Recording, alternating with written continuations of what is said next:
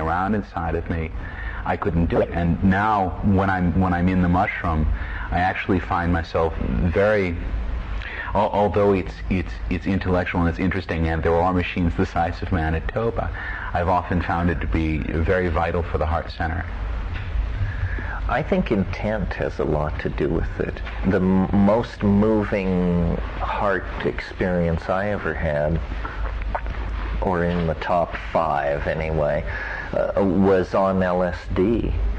And it completely arranged my life. And, you know, I was 19 years old. I had a great deal of hostility toward my parents. I was a Marxist and of this and of that, and just tied in knots. And it undid me very dramatically, and the changes that went on that morning are all still nicely in place, thank you.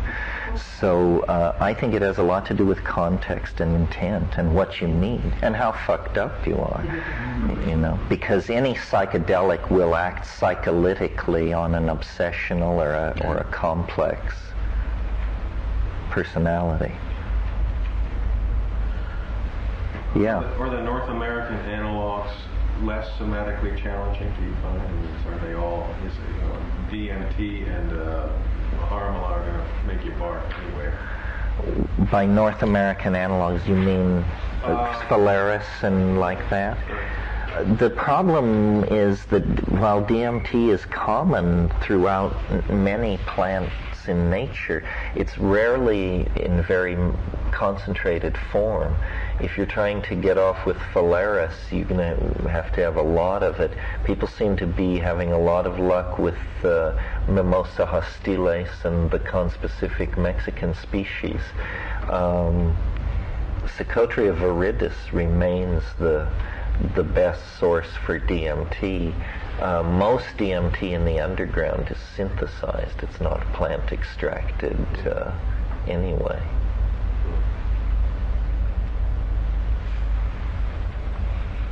We brought up children a couple of times. I'm just wondering if you have anything to say on the postmodern child. You know, I had an experience of going to see, I hate to say it, Spice World. But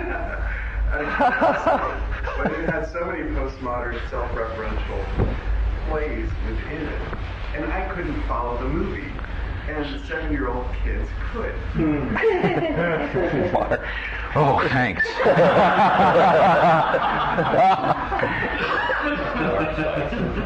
Yeah, Mark Spice. I think that what you're making is a reasonable observation. It's probably getting off easy. In the fact that the environment the 7-year-olds are growing up in is so overcoded, right? There's so much flowing in so many different directions that they've probably, their brain stems are probably literally different from ours. I mean, I hate to think that at 35 I can't get with it in the context of modern culture, but in some ways... What an admission. Put that next to your name on the cover of Wired. There you go. Yeah. Right. Wired is written for rich 45-year-olds. But Spice World was probably designed for their target audience, which are like 10-year-olds. And so it's literally built with that kind of, it's almost a catalytically, sort of self-referential engine in it. Because that's what's going to hold their attention. That's what's going to be... Yeah, I mean, if movies are hypnotic forms of media, which they really are, then it takes a different type of beast to hypnotize a 10-year-old. Just the same way, I mean, I went to see Armageddon, for example, and no single shot in Armageddon is more than 2 seconds long. I'm starting to get an epileptic seizure after 45 minutes of this film.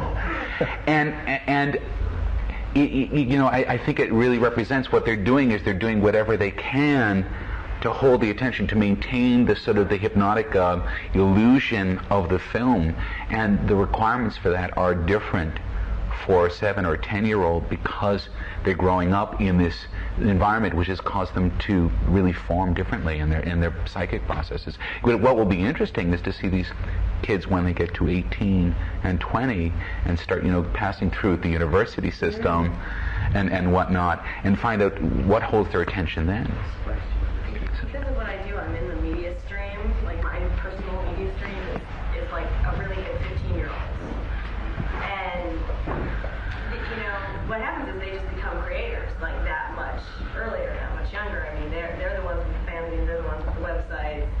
And it's very dense, well thought out, well put together, like quality art direction. Will they be able to talk to us, or will they only be able to talk to each other?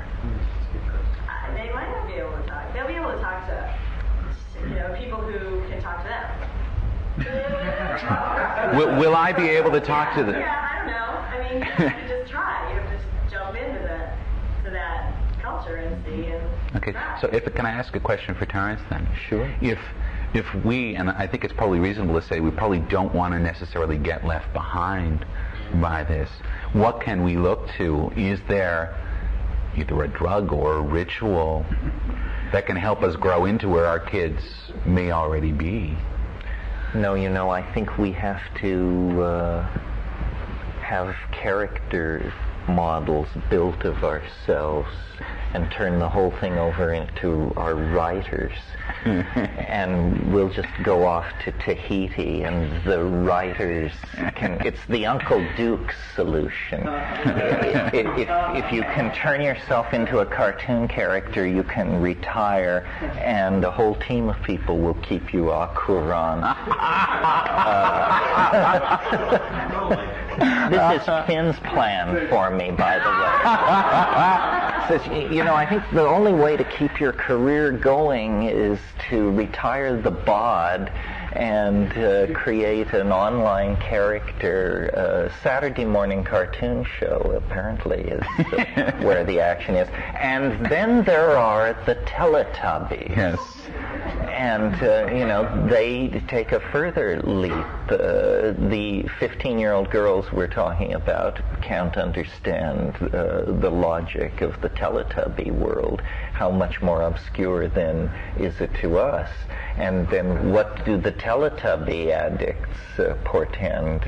They have TV sets in their stomachs. They exist in a world where the sun of LSD seems to shine all day long. And everybody's pre-verbal. How's that for an archaic revival?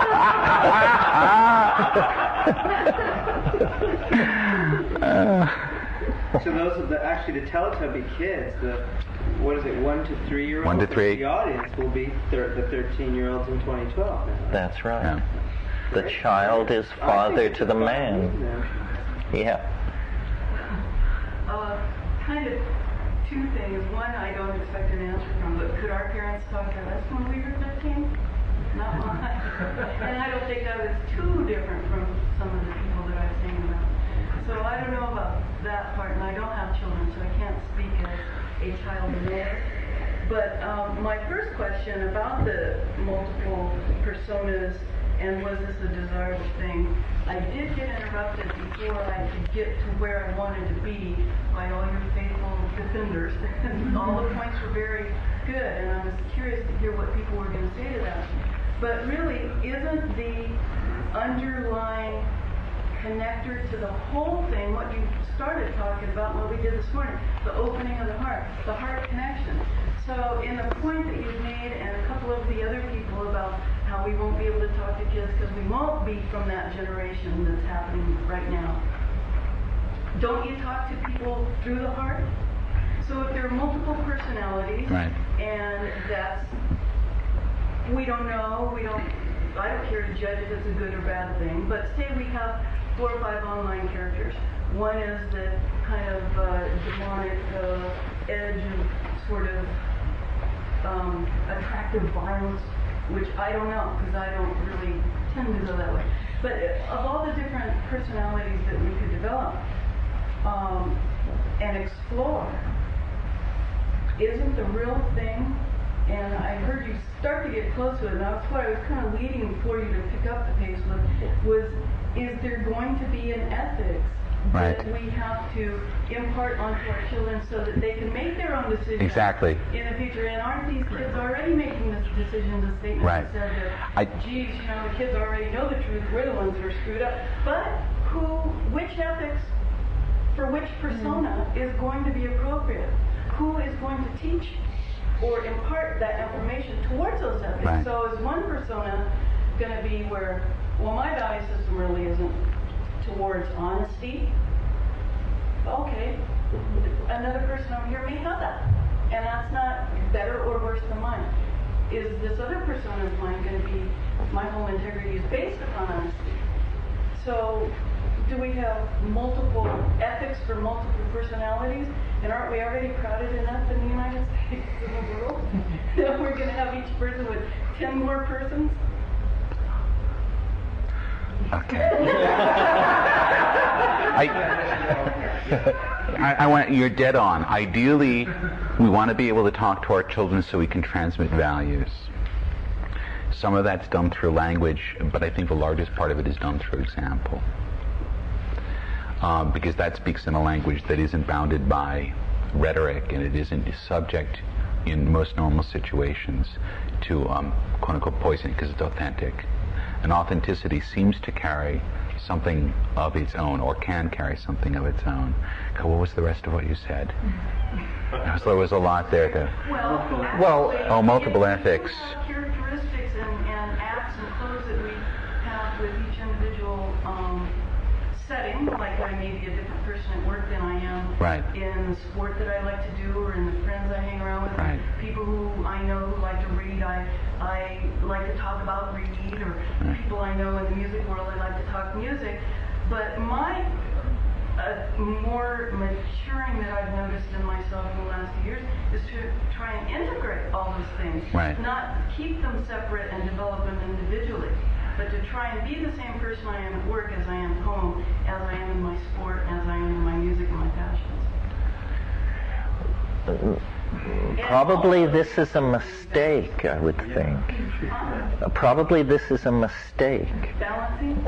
Integrating like that. I mean, I grapple with this same thing, and then if you can't do it, you define yourself as odd, where maybe the postmodern condition is actually to admit that the industrial environment is so different from the home, the learning environment is so different from either of those, that you're beating yourself on the head with some kind of print-created ethic of wholeness that is, like trying to avoid venial sin or something. It just can't be done. On the question of ethics, I think, nothing we've talked about here has implied that the law of karma is canceled in virtual reality. That's right. People who choose to be jerks will have the lives that the universe hands to jerks. And that's a chaos. Well, my experience is that you want to sort of streamline your being to move through society and business and love and disappointment and triumph with a certain amount of grace. Maybe the idea of personality needs to be in the same way that we talk about transcending culture and building a metaculture. Maybe the concept of personality leads to give way to something like the metanality. And the metanality is the troop of people that come and go from your body and your terminal, and for which you are responsible for the credit cards issued to them, and so forth and so on. I mean, that could become the definition of personality. Those people for whom you have financial responsibility and direct legal accountability. To come back to, I invoked Gurdjieff earlier, and Gurdjieff looked at this field, this army of eyes, and said that with very careful, strenuous self-observation and work, you could at least see them coming and going. And once you could see them coming and going, you could perhaps make some, what he called a permanent magnetic center out of them. Okay, so you might, if you were really good at it, and Gurdjieffians are known as being a dour lot because they practice so much self-analysis. But you could conceivably pull this into an integrated personality, which can give you a lot of flexibility. See, that's the thing it grants you in the end, is once you've got this unity, you gain an enormous amount of flexibility as a result. So it's almost as if you take the ascetic path to integrate, and you do that, what you're getting is this ability to be multiple. But with that central core. With that central core.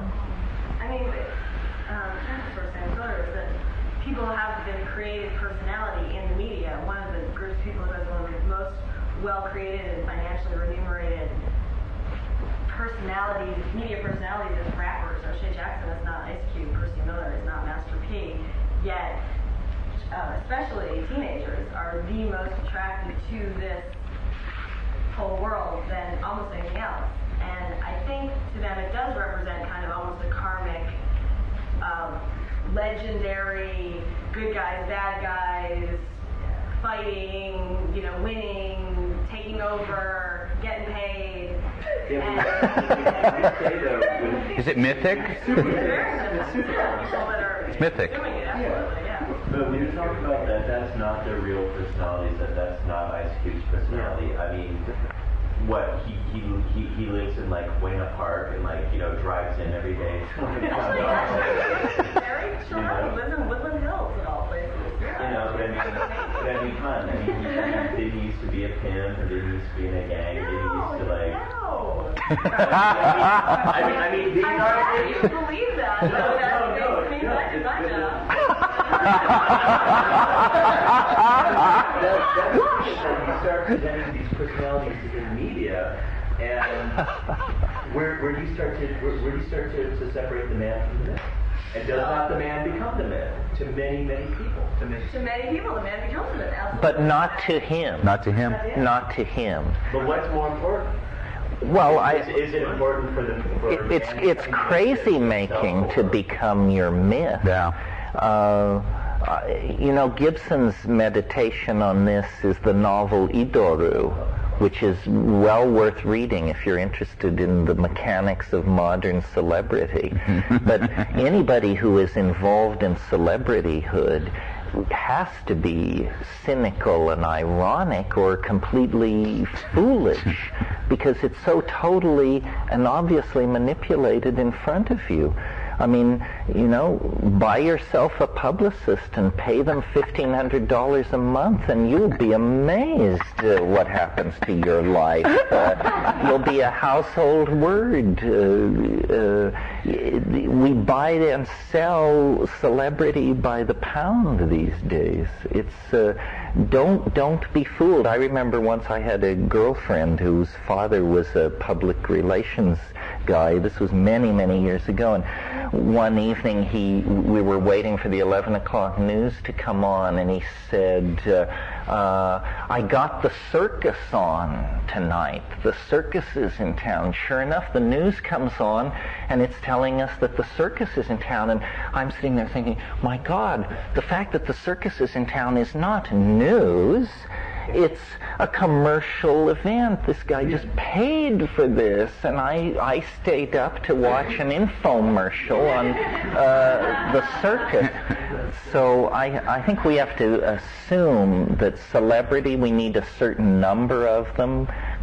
Pray you don't ever become one, and don't take it seriously. It's for. About the rappers, just for a second though, the kids have bought into the myth that these people present, but they actually, I think, have taken away from it that it's, there's like less gang activity. They take away from it that it is a story and you can watch it be played out and you don't have to. I mean, there's always going to be the psychotic attractor that goes to the to the nth degree of that, but that really, I think that because we've been able to play out the myths of say Get a Life or it's allowed people to work through those things and to come, to discuss them and see the consequences of them and move away from I think what we're dancing around here is what you were hitting on it was the ethic and the point of the ethic. And I think, it's you come to a point in time when you just have to drop any illusions of the sanctity of your ethic. Because, there's a period of time in this particular physical part of the world where it was ethical to beat Indians to death with sticks if they would not worship at your cross. Of a certain culture. It was ethical in the northern circles to kill baby girl children. It was ethical. It was ethical. And the thing is that I think because we've become such an intellectually overbearing type of being in this particular time, we become enamored of our ethic, and we think it's the only ethic to have. And what I'm trying to say, and I think that what we're saying is at the end of history, there is a new ethic dawning. And it's going to arrive, it's going to emerge, it's emerging, we see it emerging right in front of us. And because we come out of a series and set of ethics that were different, that's very, very different from what's dawning. Even though we may have had problems with understanding our parents and children from this last era, this last epoch of ethic, there was things that held them together. There were commonalities. There was wisdom to be passed through to children, even if it didn't seem like they were getting it to the point.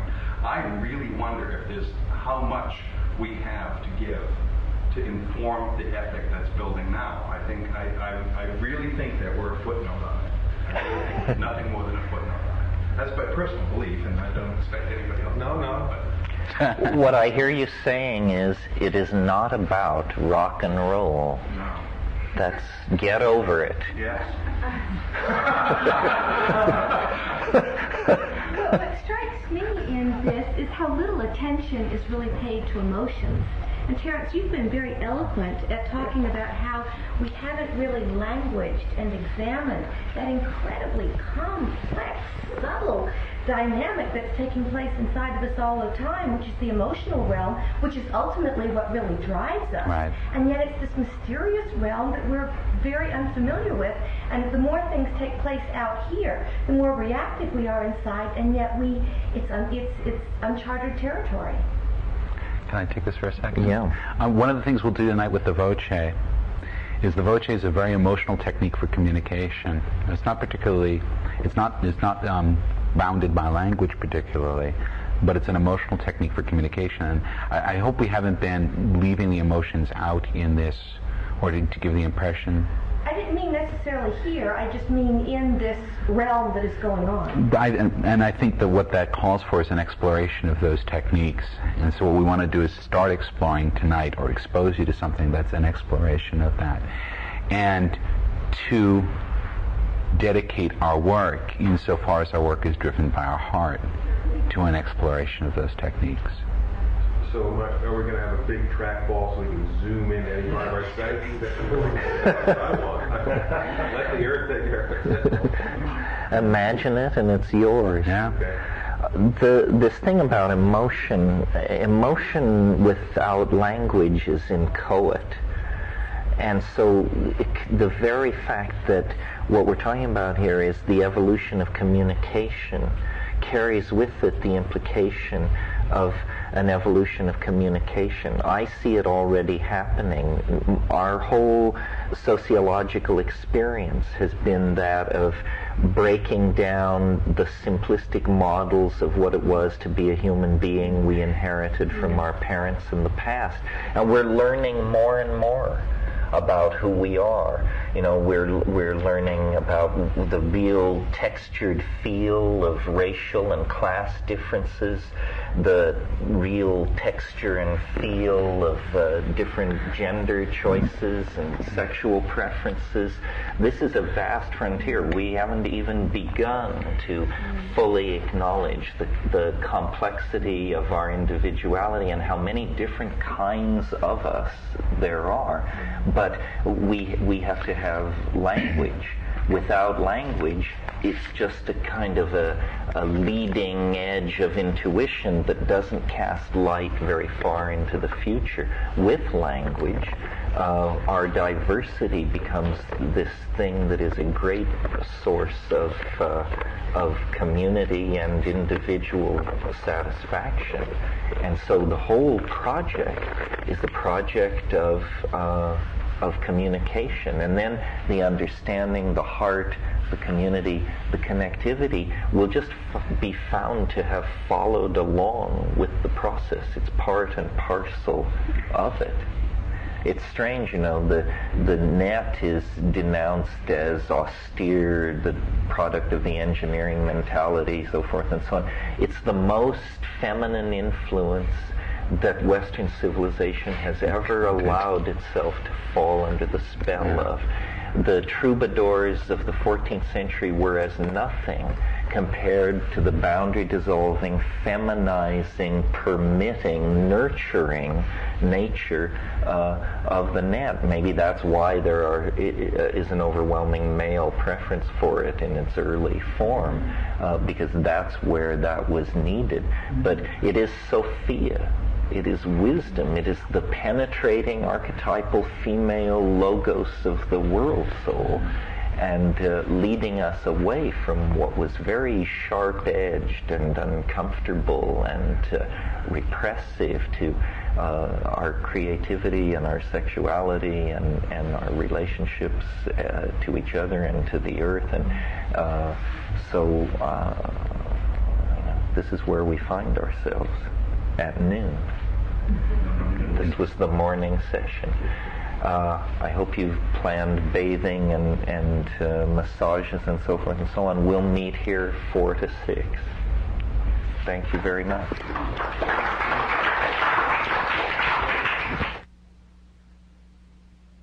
Come along to the fact that I'm still working on my vision for developing some form of networked visualization over the internet, which I'd been working on for a number of years at that point, which would allow me to perhaps continue this evocation of the planet that I felt like I was really working toward.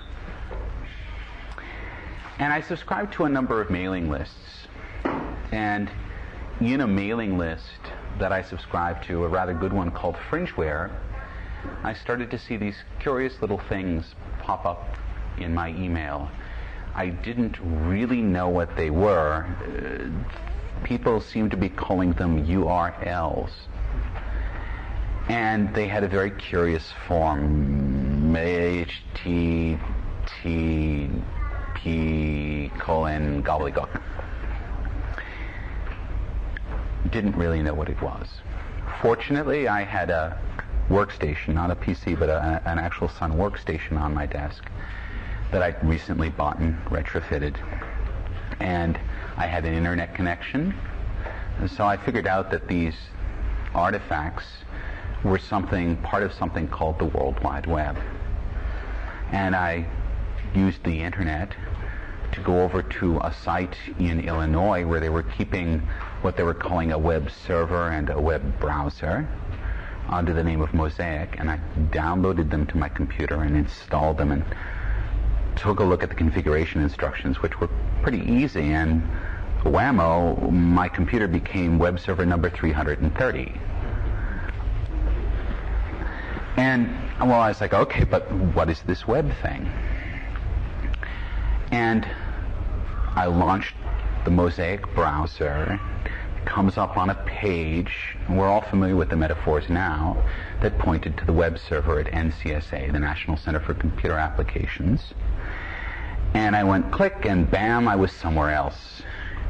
And instantly, I got what was going on. Because I'd spent some years earlier working on a problem called hypertext. And hypertext is the concept that words and ideas are linked implicitly as well as explicitly, so that any thought that's ever been had has relations and correlations to other thoughts. And the dream and the vision behind hypertext is to be able to make those links explicit rather than implicit, so that all documents become multiple documents. There's no such thing as an isolated fragment of text anymore. It's all one big, giant, gorgeous, heterogeneous unity. Well, it was pretty much over. I had a shit-eating grin on my face for 2 weeks. And in those 2 weeks, I was consulting, and I would get home from work, and I would fire up the Spark station and fire up the internet link, and I would surf the web. And at the end of the 2 weeks, I was done.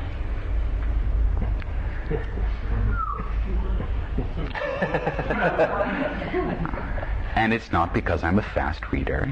It's just that's what was there. But I could tell. I saw it, and I said, this is the shit. And I ran to my friend Owen over there, and I said, Owen, there's this web thing. It's the shit. And I dragged him over to the Spark station, and I showed him. He's like, whatever. What I've seen better. It's whatever. And I ran and tell my other friends, it's the shit. Oh, I think maybe I've heard of it. And finally, after probably enough browbeating and then maybe meditating on it, I remember that Owen and I were on a Saturday afternoon in San Francisco somewhere, and he just sort of stopped short in the middle of the street and went, it is the shit. This is going to be it. This is big. Because the vision of a global hypertext system had seduced a certain segment of people who were working in computing for over 20 years. Before it had become anything like a reality, it had been something that had been driving a certain, particularly probably psychedelically influenced crowd of people who were working in computing as the reason, or a reason, that computers were at all useful. Well, I wasn't going to browbeat all of my other friends into accepting the reality of a web which was still really tiny, so I devised a much more crafty scheme. There are regular, I guess you could call them house parties in San Francisco, which are called anon salons, which are actually basically rent parties for people who live down in Soma. And they open up the house and they invite people in to show weird things off, and it's an evening. And I got contacted. I said, oh yeah, let me show something off at the anon salon. And so we actually carted my Spark station across town and set it up. And I didn't tell anyone who came by that evening that I was showing them the World Wide Web. As a friend came in, I sat them down and said, what's something that interests you? Botany. Click, click, click. Oh, wow! Astronomy. Click, click, click. Cool! Astrology. Click, click, click. Wow, that's great. And every one of them went away seduced by this. So this is January of 1994, and this is sort of before the hoopla had started. But I'd found the trick. And what we saw over the next several years, that this happened to anyone, anywhere, who was anywhere near a computer and a modem. And I started keeping an index which I've called the Peasce index, based on the number of URLs that show up in Super Bowl advertisements. And I've been very religious about this. So in 1994, the number was 0. Amazingly, in 1995, there were 2. In 1996, every single advertisement had a URL. In 1997, every single advertisement had a URL. In 1998, the figure came down. It's because they stopped running URLs at the bottom of Taco Bell ads because they just made no sense. Because the hipness of being on the web had simply become business as usual. So in 36 months, we saw this complete conflation of the web with the way people worked in the world. It was, for all intents, an instantaneous change. So I was watching this as it went along, and in 1997 I stepped back from it. And I said, this is curious. It may be without precedent. And I took a look at it in that light, And I started to wonder if in fact the catalytic genesis of the web wasn't in fact some sort of self-organizing principle. There are problems here with what we can know about it, because if I say that there's a self-organizing principle at work here, the self-organizing principle is at a level that's greater than any of us can see as individuals, because we're all embedded in it. So we can only get our own view of things. And it's difficult to step out. But when you step out, you see something that looks pretty doggone catalytic. And the response to each individual in that catalytic process, the reason that the web was so powerful and immediate is because it seduced everyone as an individual. We all got hooked on the internet's crack. And if I were a meta-organism and I were going to reorganize my internal content or organize my internal content, I'd find some way of doing it that wouldn't require forcing the parts into order, but that would seduce them, that would encourage them, that would lull them into some sort of greater unity. And I saw this and I said, okay, maybe, just possibly, this is the same footprint in the sand that Robinson Crusoe saw on the beach. The thing that let him know that someone else or something else was alive out there. And we can't know necessarily who or what is making that footprint. But I argue that that footprint is an artifact that tells us that there's something that is transhuman or metahuman going on here. And that in fact, as much as we think that human culture is the raison d'etre of what's going on planet Earth, in fact perhaps the game got a little broader. And it meshed well with an idea that I'd encountered in my youth, which was the idea of the noosphere from Pierre Teilhard de Chardin. To go into that briefly, he was a Jesuit and a paleontologist, and he saw no contradiction between them. And he saw the unfolding history of the planet as a history of organizations, and these organizations occurred in two levels simultaneously. There were organizations and accumulations of size, that is order, and accumulations of interiority or organization. So that organisms passed from a single level stage to a multicellular stage. So that's a size issue. And then as things got further, that internal organization would complexify. In other words, rather than the simple organization of cells that you might see in an organism like a hydra, you might start to see the formation of internal structures such as organs. After that passed for a while, you then see further levels of organization into a nervous system, which is a complexifying of the organism so that the organism becomes, in a whole sense, conscious of its environment. And following this line, Teilhard said, well, human beings who have arguably the most advanced consciousness on the planet, that their role in being self-reflective is that they allow a window upon which this process of organization and complexification can view itself. If that statement is true, then what we can see as the next step, what Teilhard proposed, is that there would be an organization and a complexification of the layer of mind that covers the planet. And he called this the noosphere, and noos actually means, I believe it means mind, correct, in Greek. Mm-hmm. So we're talking about this layer of mind that covers the planet.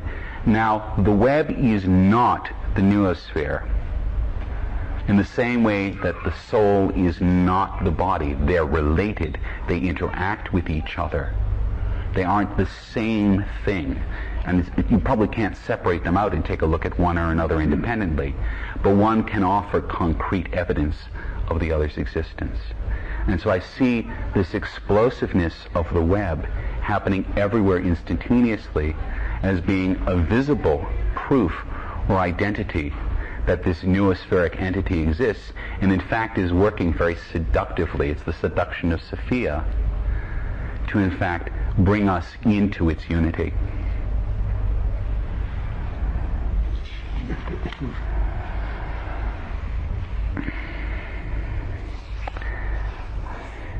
Let's talk about simulation. Simulation has a relatively long history. Computers, that's what computers do. Computers simulate. Whether it's a spreadsheet doing a simulation or a word processor simulating a page that's being typed. But specifically when we talk about virtual reality, we talk about simulations that are geared toward the human senses.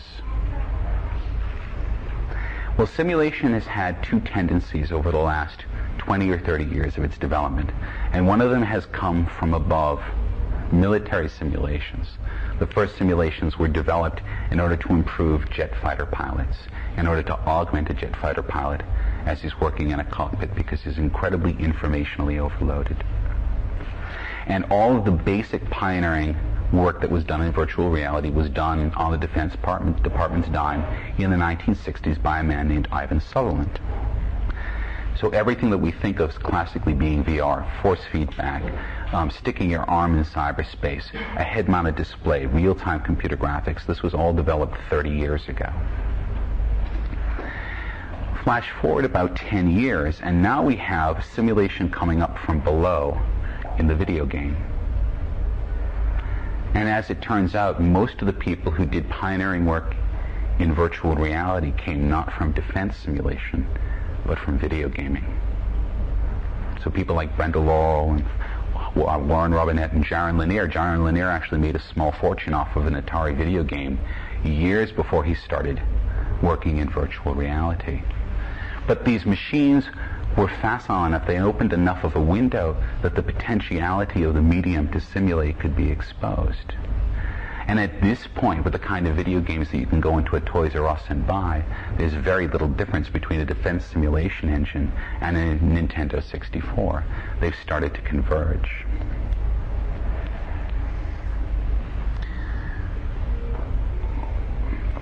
A third track.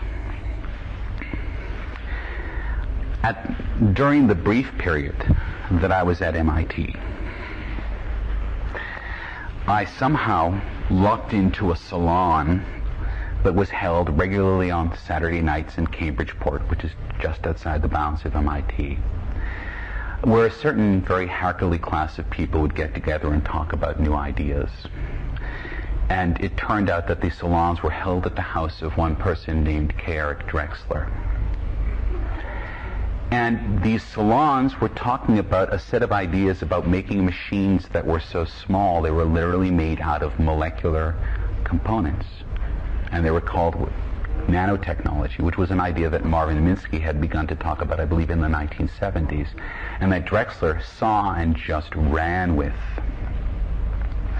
And the idea was that the normal physical processes of the world were becoming finer and finer grained with respect to human control over them, and that at some point it would be possible to really assemble reality bit by bit, both literally and figuratively, and to make machines that were of any possible construction at any possible scale.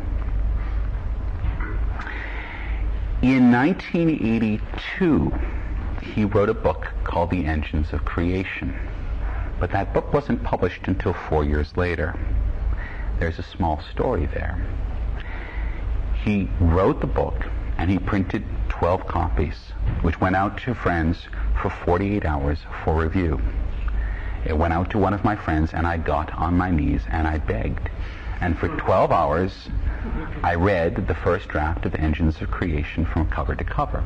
The book that was published by some big New York publishing house is not the book he wrote, because the book he wrote could not be published, because the book he wrote spent chapters plumbing the depths of the possibilities of a technology that could reasonably be used to reanimate the dead. And this is a subject that is not covered in any length or any detail in the published version of it. It's not covered in any length or any detail in the published version of The Engines of Creation because it's just too flipped out for the public to read. But if you talk to a nanotechnologist, perhaps quietly and in a corner because they're all trying to get corporate backing these days, they will agree that this is the case. So there's a drive to control the physical universe at the molecular level from below, that form of nanotechnology.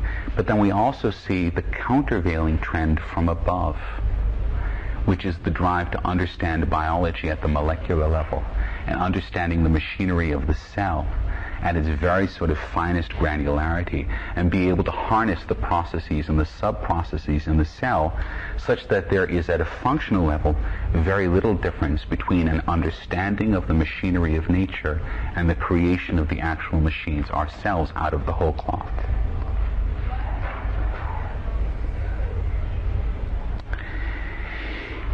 It turns out that the lines between simulation and nanotechnology converged a lot quicker than anyone had thought. In 1993, a master's student at the University of North Carolina came up with a device that he called the nanomanipulator. The nanomanipulator combines a scanning, tunneling electron microscope, which in shorthand is an STM, which is nothing more than a pin with an extremely sharp point and a small electric charge. They're actually quite easy to make. Well, quite hard to make well, but they're quite easy to make. And this tip and the electric charge on it can be used to move individual atoms around. Well, they also then took the specialty of UNC, which is a thing and across the surface of an atom. You could push atoms into place. And in fact, you could watch the quantum tunneling as the atoms leapt out of place very suddenly. That is already an extant device, and yet that device represents the prototype for the systems that will follow in the next 14 years.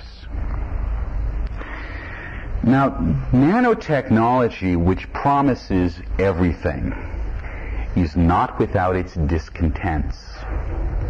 And the largest of its discontents, the thing that keeps me worried at night and makes me afraid of the dark, is something that's called the gray goo problem. The gray goo problem is very simply put. It's possible to construct what's called a nano-assembler, a tiny machine with a tiny computer inside of it. And this computer has two instructions of significance. One is that it eats, and it's not all that picky about what it eats, and the other is that it makes copies of itself.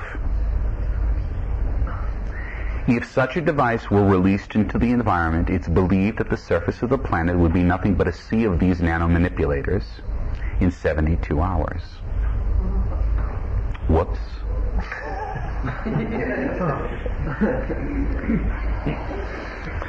What does it mean? Yes.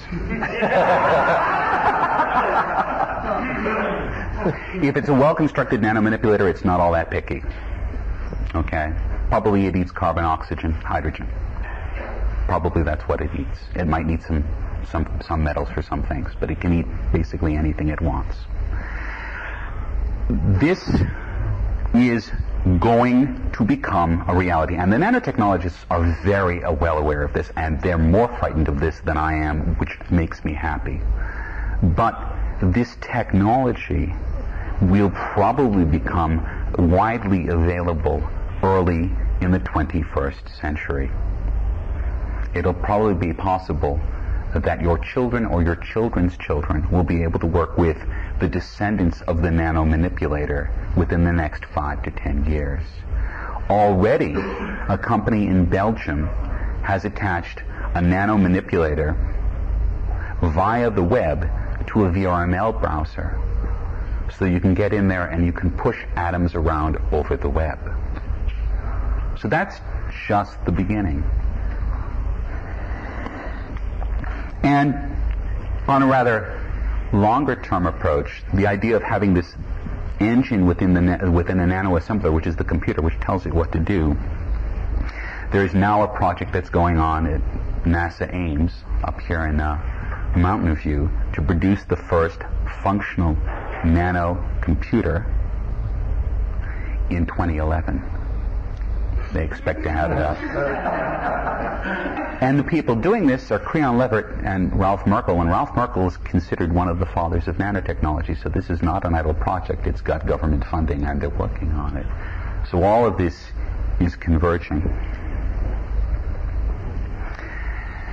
The idea in simulation is that whatever you want, you can make manifest. The idea in nanotechnology is that whatever you want, you can make manifest. These concepts are ontologically convergent. They're two halves of the same coin. They're seeing and doing. So the eschaton, which we are hurtling towards, involves, at least in part, the realization and the identity, in the sense that they're convergent so that they're indistinguishable, of at least these two trends in technology. That raises a whole host of issues, because we now have a conflation of the imaginal and the real. And we have a world filled with people who aren't nice.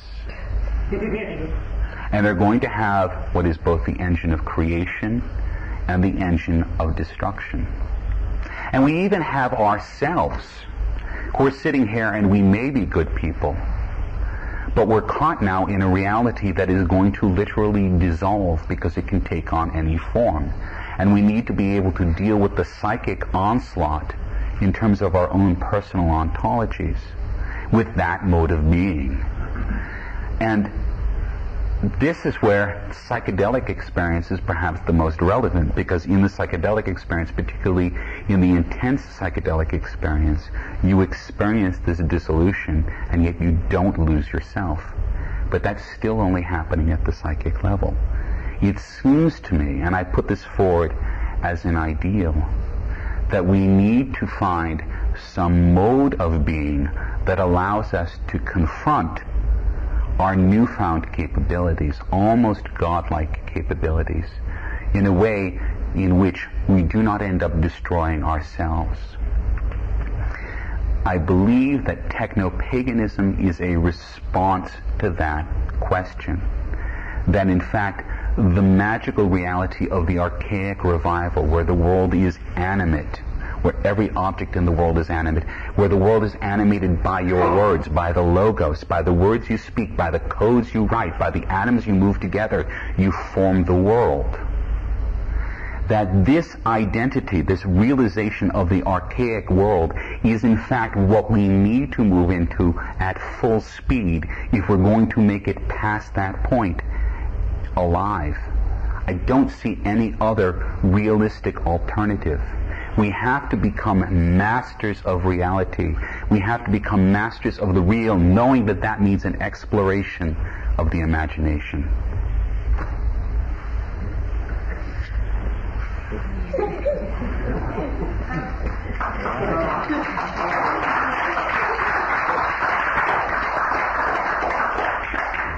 I'm curious about one thing.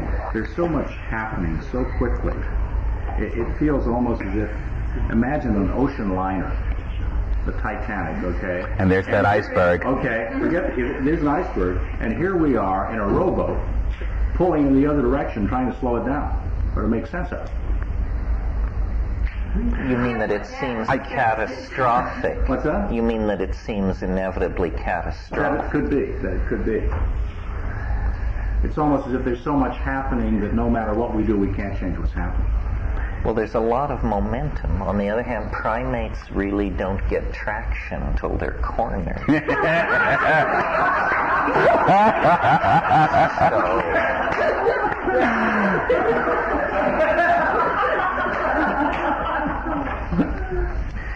This question that you were talking about, Mark, about the gray goo problem, one suggested approach for dealing with really dangerous and scary things that we will inevitably fiddle with is,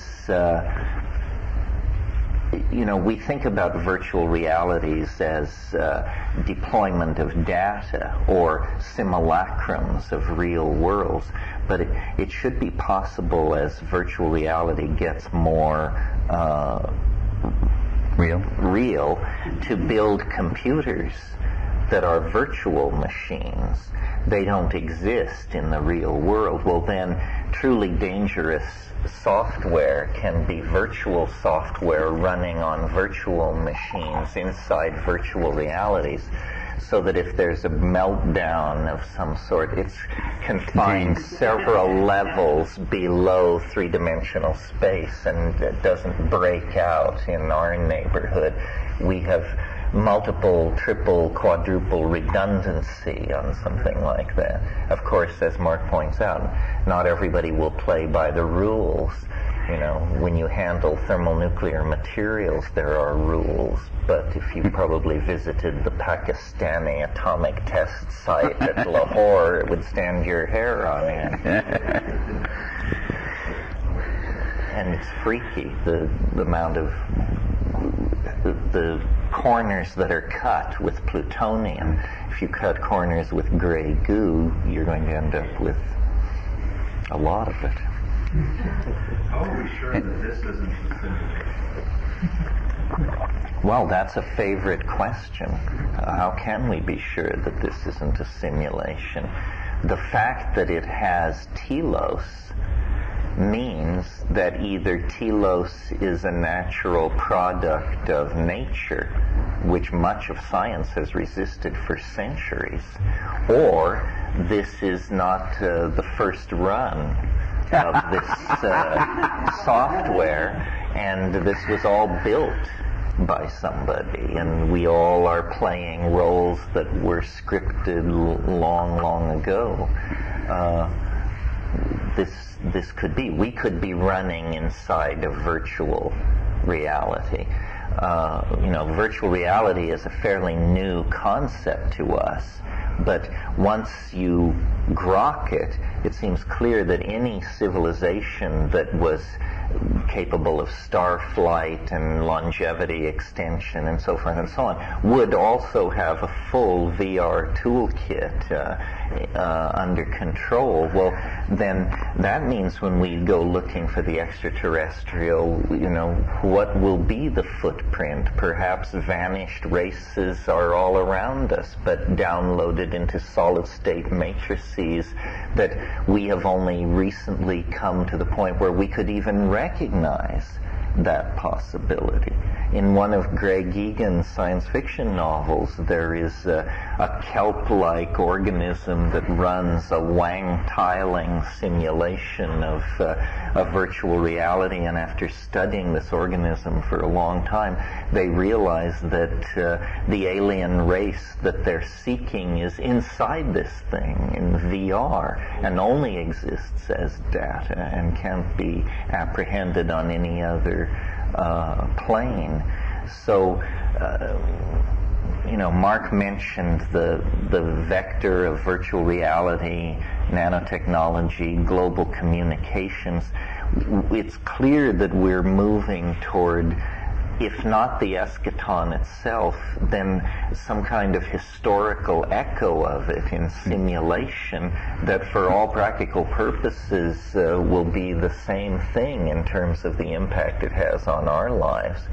For example, you could doubt my much vaunted prediction that the world is going to become unrecognizable by 2012, but do you doubt for a moment that by 2012 every major religion on earth will have vast simulations of its eschatological vision for you to wander in and try out, so that you can, look in on nirvana.com or move over to the celestial city or look in on Sufi paradise?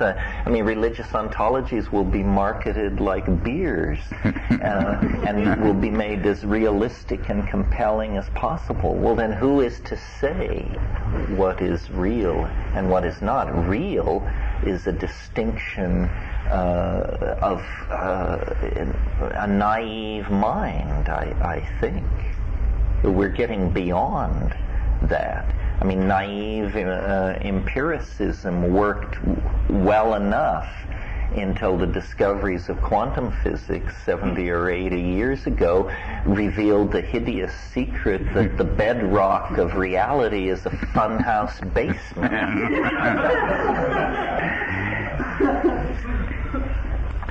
I want to... Yeah. Okay. So, to take this a little bit further and to actually put some teeth back into my fears about nanotech, I want to talk about artificial life for a little while.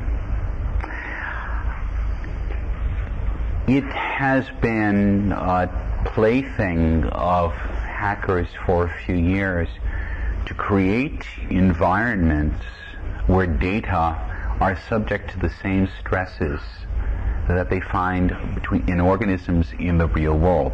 And sometimes these data are constructed along genetic lines. They can breed, they can mutate, they can change, and these are actually starting to prove of some utility. It turns out that if you take what's called a genetic algorithm and ask it to do a certain thing, and then let it grow and compete against its brothers and sisters for 40 or 50,000 generations, you might find an algorithm that can do this thing, whatever it might be, adding two numbers, calculating the interest on the national debt, whatever, and it can do so remarkably quickly and in a way that looks to a programmer completely illogically, and yet it's getting the job done. So what we've done is we've taken observations of the pressures and the flow of information in the real world and started to bring that into our simulation. And so we're starting to call this artificial life. It's not conscious in the way we would assume it's conscious, but it's reactive and adaptive to its environment in the way that we would normally associate with biological systems.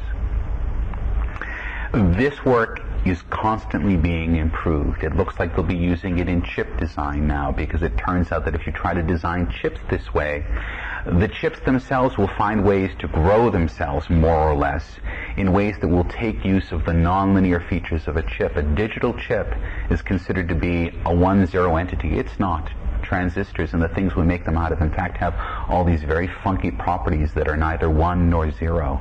And it turns out that the organisms we grow with them take advantage of these boundary situations to improve their usability. So it turns out that when we start to let things grow, what we find is that not only do we lose control over them, we lose any sense of reason when connected with them. And the thing that I worry about when I apply that to the gray goo problem is the issue of the virus. Viruses are epi-biological entities. They found a way to harness themselves to living systems in such a way that they don't need to live, but they can use a living host to propagate themselves. And even if we have the nanotechnology squirreled away in a simulation that's 3 levels deep, the first thing that will do is breed a simulation that's capable of popping the stack of reality until it explodes into the real. So in fact, perhaps what we need is those safe holes, but also the developments of an autoimmune system for information.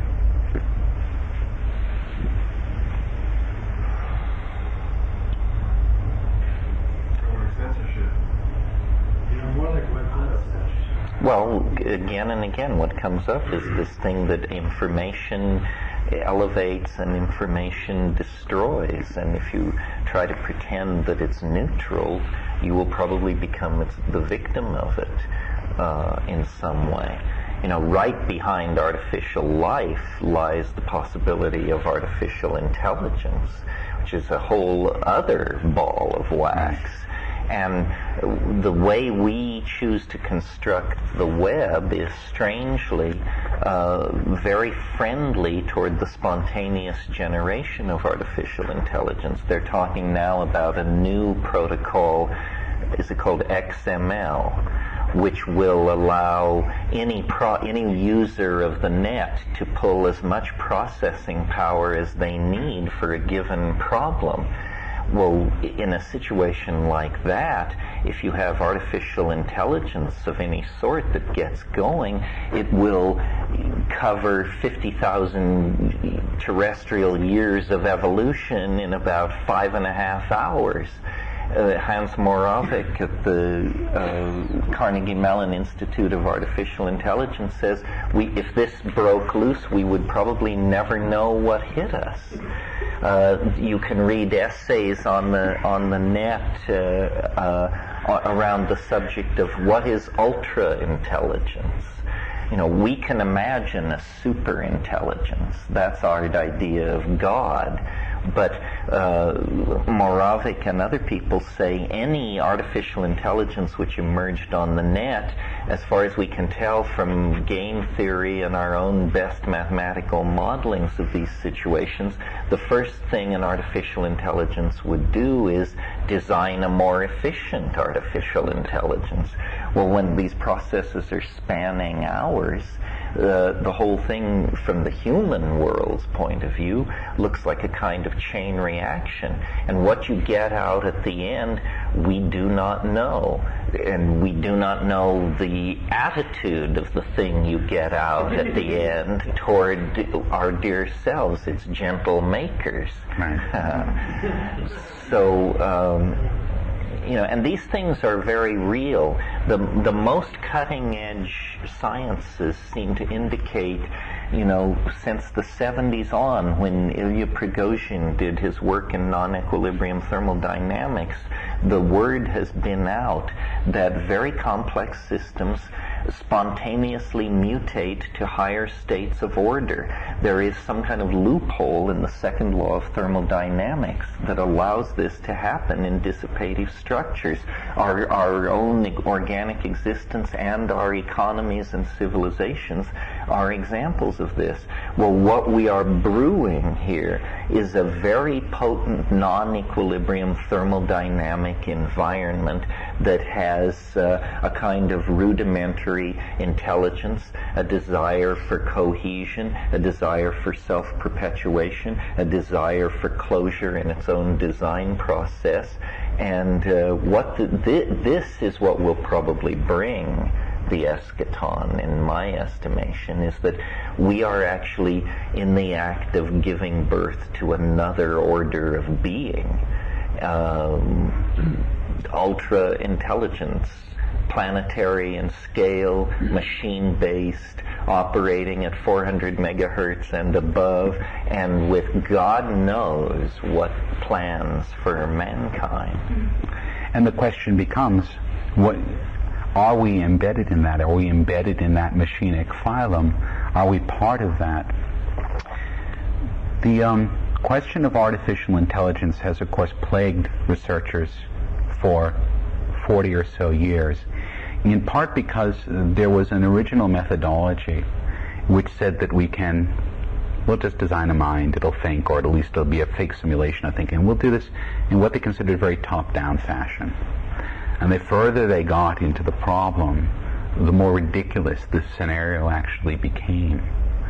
So because we aren't unities, and in fact AI has really sort of had to come to that conclusion. There is no little guy in your head which is giving the orders. It's not working that way, and yet that was the fundamental assumption of people who were working in AI. Then of course about 15 years ago, Rodney Brooks at MIT comes out with his little insects. And his insects are very simply constructed. Each part of the being of the insect has its own instructions. The legs just have to sort of stay up. The eyes just sort of have to see. And the whole thing displays an emergent behavior which looks a little bit like a machine-made insect. This now has become, I believe this is called constructivist AI, has become the new paradigm, which is throw all of this shit together and see what comes out. So the current work of this group is to construct a humaniform version of this called COG. The reason for it to be humaniform is based on something that's probably got more to do with philosophy than it does with computer science, which is that if we can create some form of consciousness that we expect to be able to communicate with, it probably has to be bounded with a body that is at least in some ways equipped with the same set of constraints that we have as human beings. If a silicon chip suddenly booted itself up into existence, it's not clear that it would have a consciousness that would be easily capable of being recognized by us, super intelligent or not. because the boundaries that give it its defining qualities are so vastly different from our own. So the idea with COG is to create this humaniform and give it enough human qualities and then let it start crawling around the lab and learning how things work, and maybe things will start to emerge.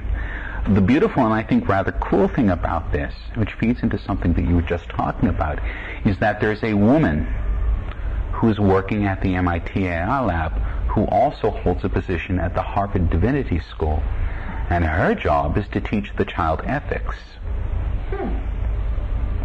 Because they think that if it is possible that this machine displays any kind of human intelligences, the first thing you'd want to be able to do is to teach it what's right and what's wrong.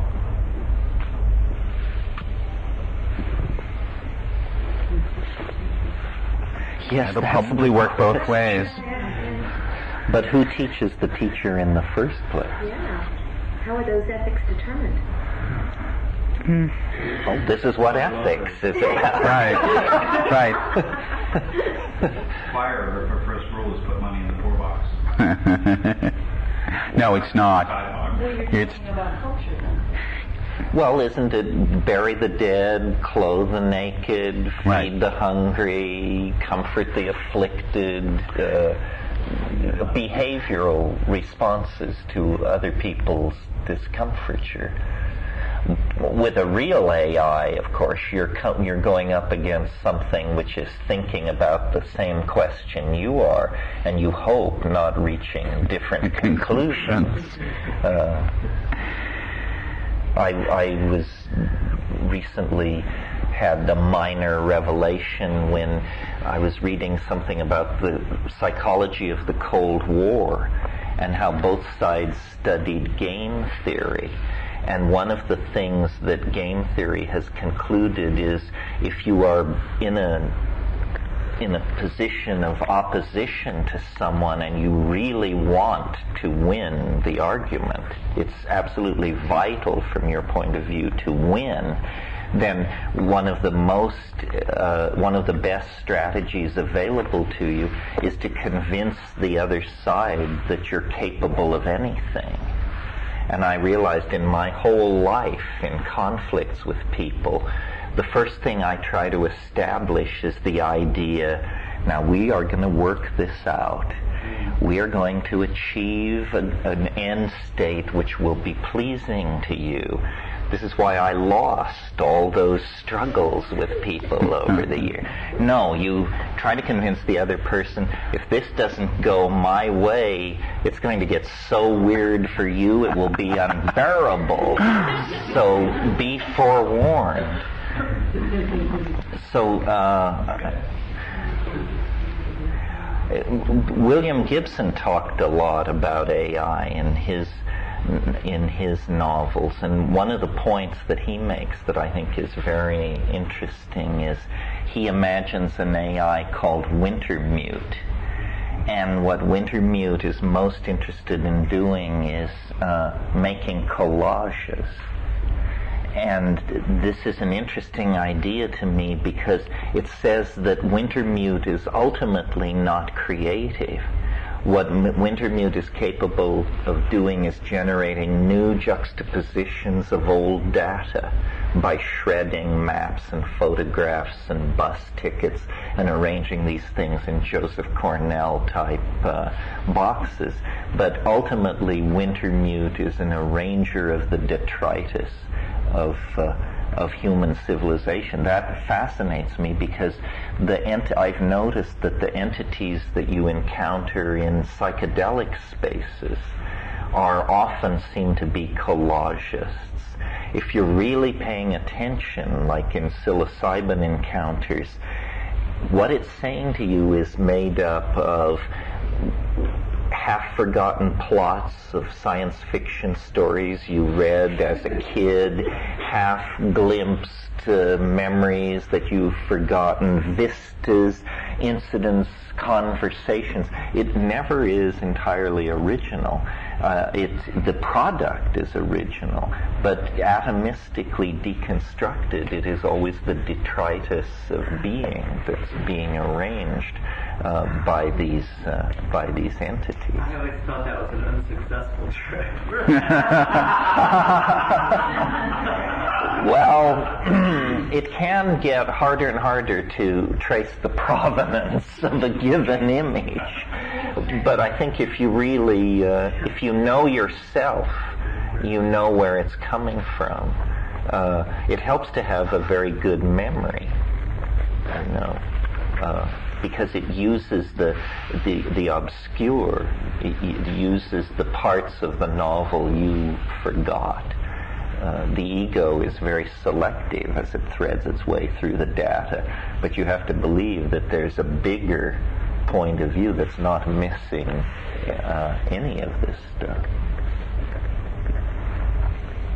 John? Yeah. I'm just making a few notes. If the grand project, and this is almost a question that will end up being addressed to you, if the grand project of technology is the deconstruction of reality, and I've been arguing this afternoon that in fact that's what it is, then we're faced with a situation as I outlined earlier.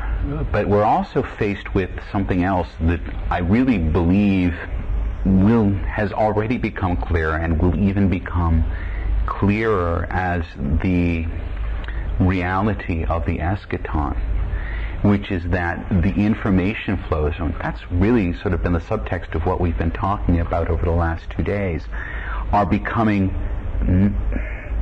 the currents are speeding up. And the currents are moving through all of us, and every stage as we move closer to this, all they ever do is they ratchet up the speed of change. They ratchet up this information flow, and this information flow is no longer being bounded by any particular material. It's flowing through strata of rock, it's flowing through strata of biology, it's flowing through strata of silicon, and it's flowing through the strata of our minds. So, I'm trying to think how to put this in a question. Is there a point that you think that there will be a sort of collective slapping of the head as humanity says, this is what's going on? Is there a point at which the eschaton becomes visible to a large enough set of people that the idea of the eschaton becomes an almost autocatalytic idea, that by its visibility it invokes itself? Or is that the last second before? Well, the answer is sort of yes, no, and maybe. On the largest scale, I would argue, like people sometimes object to the idea of the eschaton occurring soon with logic like the following. Don't you find it strange that since it could occur at any moment in time, it happens to be occurring coincident with your own lifetime? In other words, isn't there some kind of solipsism here, or some circularity, or some inflationary delusion at work? And for a long time I felt the force of that, but then I decided no. Because human history is the outer shell of the eschaton. If you think of the eschaton as a process that is condensing, becoming more dense and less rarefied, then it really has no outer limit. You could say that from the moment of the Big Bang on, the concrescence was inevitable. But in terms of being able to see it coming into existence on scales and through the lens of human values, it seems clear to me that, after existing in a relatively steady state for 700 million years, since life left the archaic oceans, About 100,000 years ago, or 50,000, I mean it's imprecise, but around 100,000 years ago, things began to go berserk on this planet. And it was not among the woodchucks, the scorpions, the macaws, or the gray whales. It was specifically in the hominid line of the primates that something began to tear loose. And what was it? It was epigenetic transformation of information. It was as though information which had previously been content to operate in the domain of biology as genetic information had grown too impatient to be contained by that vessel. And so human language emerged sometime in the last 50,000 years, and that began an accelerated cascade of symbolic, epigenetic, technologically linked activity, where every process then which resulted fed in to an acceleration of this general tendency. All of what we call human history can be pretty nicely confined within 6,000 years, not 100,000 or 50,000. I mean, you go back 6,000 years, you're at 4,000 BC. The pyramids lie in the distant future as a technological dream. Well, if you don't think things got out of control 50,000 years ago or 6,000 years ago, how about within the confines of the 20th century? You know, people in 1910 were living pretty much over most of the surface of the globe as people had been living in 1500 in Europe.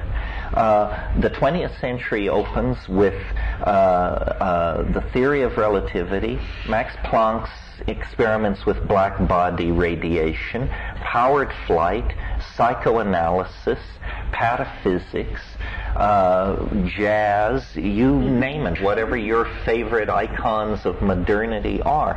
And so I think that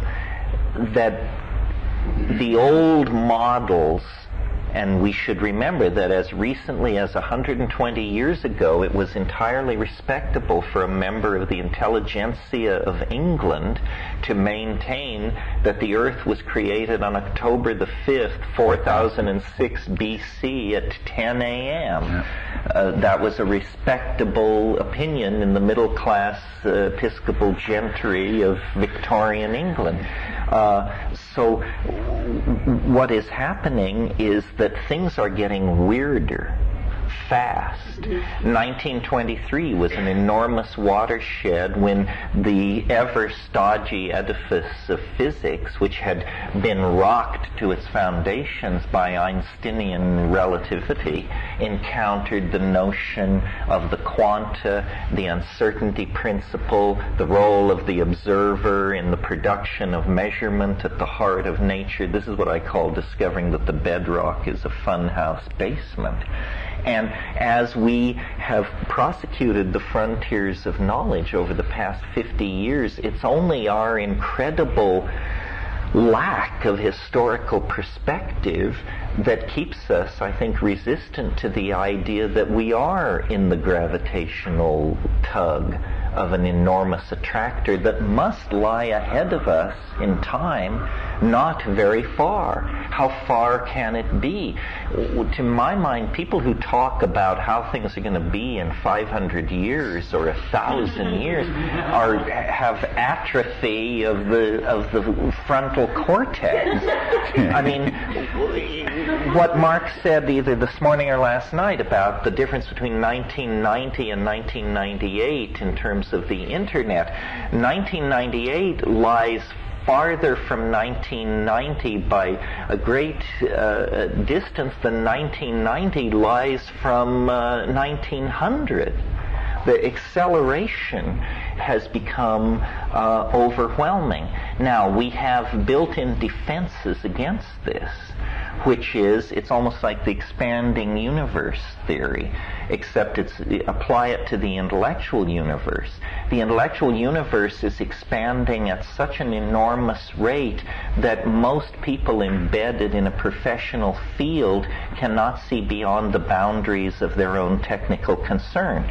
So the people in nanotechnology have no idea what's going on in, let's say, information compression or environmental restoration or something else. Every science is reaching, every field of technology is reaching towards some kind of holy grail of its own special set of concerns. But there's no information being communicated along the face of the wave. And into this intellectual chasm of understanding that the rapid acceleration of historical processes created pours the energy of cult. We have become a people ruled by rumors of the improbable. We're told that, human fetal tissue is being traded for fiber optic technology by back-channel sections of our own government. We're told that extraterrestrials of dozens of shapes and sizes are running around in the trailer courts of America. We're told that the Antarctic ice cap is about to melt, that planetesimal objects are headed toward Earth, that Christ and Elvis were seen arm in arm down at the mall, on and on. Well, people say it's the millennium or it's the breakdown of consensus reality. It is all of that, but I think it's embedded deeper. I think it's embedded almost in the physics or dynamics of planetary complexity in this, on the surface of this planet. In answer to your question, will it ever break through? Will there ever be an aha moment? I think there will. I think it will come sometime after the millennium, like 2006, something like that. Because first of all, the echoes and resonances of the millennium must die away. And we must understand that it wasn't simply the year 2000 or Y2K or the Christer expectation of millenarian dispensation, that nothing can turn off these processes that have been operating for such very long spans of time. And it is absolutely unreasonable at this point to suppose that any force could intervene to stop what is happening. Well, then people say, well, then are we just to disappear up our own virtual wazoo? Or what? How are we to picture this? Well, I think that's like asking us to see around several corners at once. The things which will happen between here and 2012 will rewrite the disc of reality several times. If 1994 and 1998 can be separated by centuries of technological progress, then what is it going to be like in 2002 when the T1 connection becomes the standard connection for most people on the internet, when virtual reality is completely trivial, when everyone moves much of the time through virtual code-created spaces? Well, probably it will appear very humdrum because we will have gotten used to it by then. But what we will be being asked to get used to at that point is the perfection of quantum teleportation, the possibility of essentially turning the entire physical universe into the equivalent of an electromagnetic medium of some sort. And I think that the breakdown of consensus reality, the breakdown of physics, the breakdown of models about what is happening will eventually lead to a complete overheating of the official engines of explanation.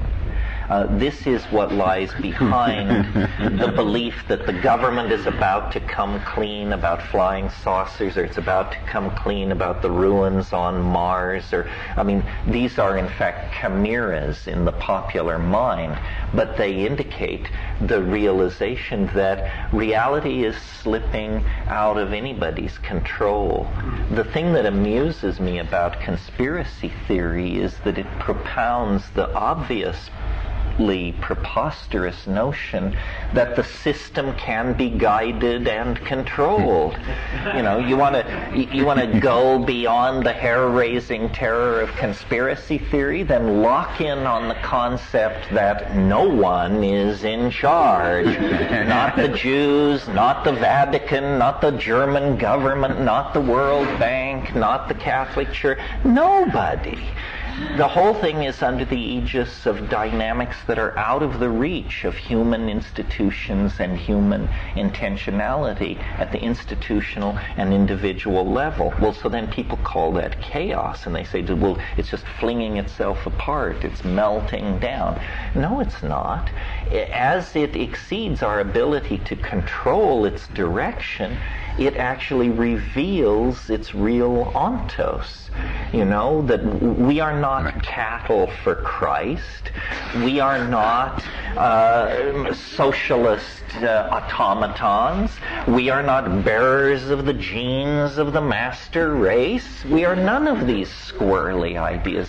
We are something else, which is in the process of unfolding. And I think eventually, to answer your question, this will become the central product of the human race. Instead of discussing the eschaton at the edges, and I've watched it move from the real edges. I mean, I was into this in 1973 when it made no sense to anybody, including me. I just said it because I was hopelessly insane and had no choice. And I've watched it move in and in, and you know, now you can go on the internet. There are these people called singularists. These are guys with pen protectors, for sure. And yet they believe that by calculating rates of data compression,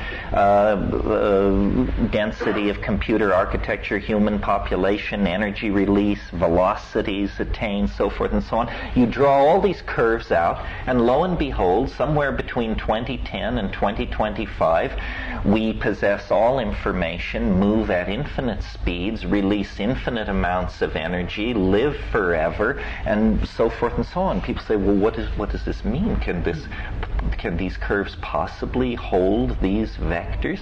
I think the answer is yes. But the fulfillment of these things will occur in dimensions very difficult for us to grok or imagine.